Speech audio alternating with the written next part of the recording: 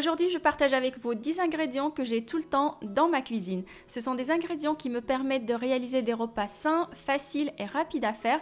Et généralement, je l'avoue, ils me sauvent la vie quand j'ai la flemme d'aller faire les courses. D'ailleurs, partagez avec nous dans les commentaires vos 10 ingrédients indispensables que vous avez tout le temps chez vous. Si vous êtes nouveau sur la chaîne, je suis Loubna, créatrice du site internet Cuisine Test. Et si vous n'êtes pas nouveau, merci d'être toujours là. La salade verte ou les jeunes pousses de salade, c'est un indispensable pour moi. Quand je mange un plat sans salade, j'ai l'impression qu'il manque quelque chose. Alors en fonction de la saison, j'achète de la laitue, des feuilles de chêne rouge, des endives, des jeunes pousses d'épinards. Du moment que ça croque sous la bouche, je prends.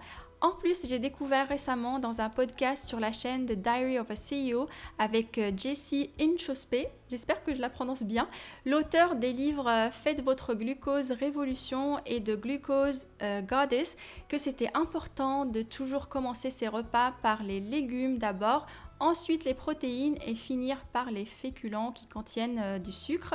Ça permet de mettre une barrière dans les intestins qui empêche ensuite le glucose d'aller directement dans le sang et ça nous évite d'avoir les pics de glycémie qui sont souvent responsables de la fatigue après les repas et les fringales entre autres. Je vous mets le lien du podcast dans le commentaire épinglé, il est vraiment très intéressant à écouter et j'espère que ça va vous convaincre pour acheter toujours de la salade et de commencer vos repas avec. C'est super bon et ça croque.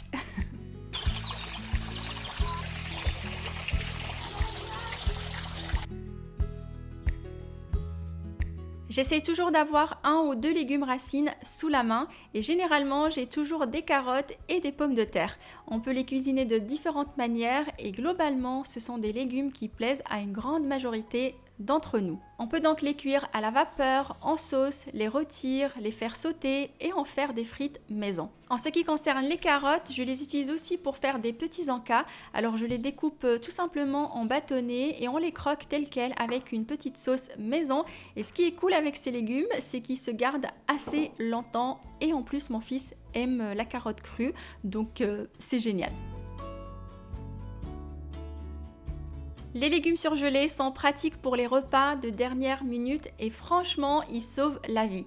Ceux que j'achète souvent sont les haricots verts et les petits pois.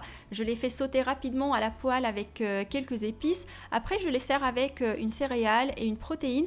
Et voilà, on a un repas vite fait, bien fait. Et ce qui est top avec ces deux légumes, c'est que mon fils aime les manger, en plus des bâtonnets de carottes, donc c'est super cool.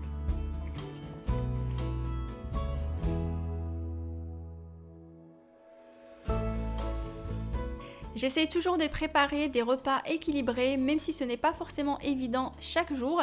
Alors j'ai toujours des œufs que j'adore manger au petit déjeuner. Je fais aussi pas mal d'omelettes avec pour le soir. J'ai quasiment tout le temps des blancs de poulet et du poisson surgelé dans mon congélateur. Ça c'est pour les protéines animales. Et j'ai également toujours dans mes réserves des lentilles et des pois chiches comme source de protéines végétales. Le tout me permet d'avoir une part de protéines tout le temps sous le coude pour accompagner les repas. On est de grands consommateurs de fruits secs à la maison, ça nous fait des collations rapides et saines. En plus, on peut les utiliser pour réaliser différentes recettes comme le beurre d'oléagineux, des gâteaux ou tout simplement les ajouter dans une salade composée. Généralement, j'ai des amandes, des noix de cajou, des graines de sésame et des dattes. Alors les huiles pour moi c'est la base pour démarrer toute recette qui se respecte. Bon je l'avoue ça m'arrive des fois d'utiliser du beurre demi-sel pour lancer les cuissons de certaines recettes mais ça reste vraiment très rare et c'est par période. Alors j'ai toujours une bouteille d'huile d'olive et d'huile de colza pour commencer la préparation de mes recettes, pour faire des vinaigrettes, pour faire de la mayonnaise, etc. Mais j'ai également une troisième huile, c'est l'huile de sésame. Alors avec celle-ci, je ne fais pas de cuisson, mais on l'ajoute plutôt en fin de cuisson sur les plats quand ils sont déjà servis, sur les salades, etc. C'est assez intéressant au niveau nutritionnel et ça permet aussi de donner une saveur assez exotique à nos recettes. Les épices sont la clé pour donner de la saveur aux recettes et franchement, je ne peux pas cuisiner sans épices. Alors, je ne parle pas du sel et du poivre, pour moi, c'est vraiment la base.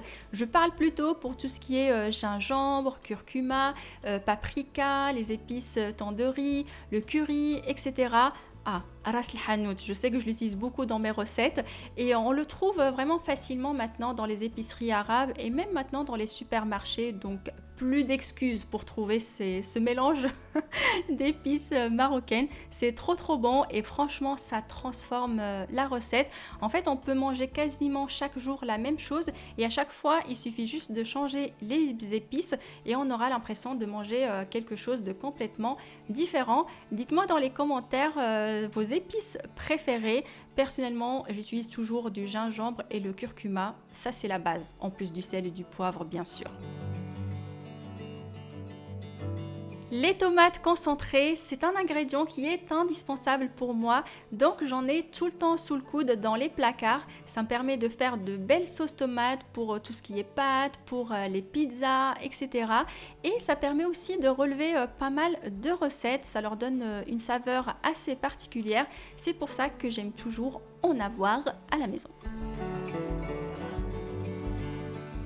J'essaie de faire les graines germées assez régulièrement pour accompagner mes repas. Elles sont riches en nutriments et faciles à cultiver à la maison. J'ai déjà partagé avec vous 2 vidéos pour vous montrer différentes méthodes pour les faire vous-même. C'est amusant à faire seul ou avec les enfants et en plus c'est économique.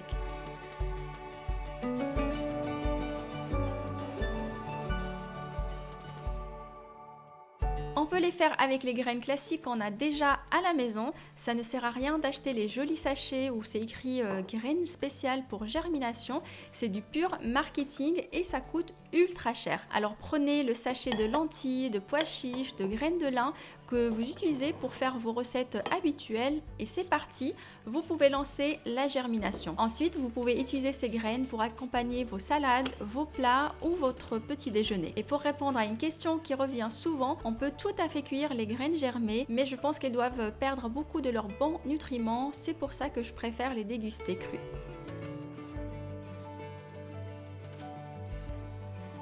On arrive au dernier ingrédient que j'ai tout le temps dans mes placards, j'ai nommé le vinaigre de cidre.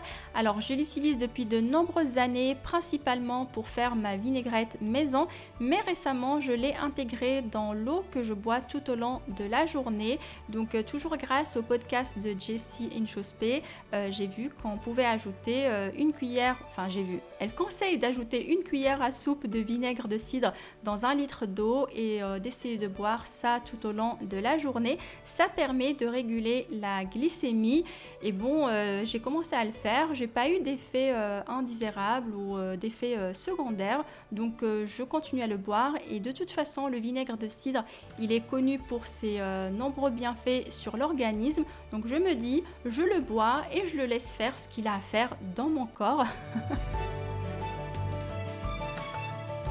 J'espère que cette nouvelle vidéo va vous plaire. N'hésitez pas à partager avec nous dans les commentaires vos ingrédients de base que vous avez tout le temps chez vous. Et je vous donne rendez-vous pour une prochaine vidéo qui sera dédiée à des recettes avec, comme d'habitude, le menu détaillé et la liste de courses.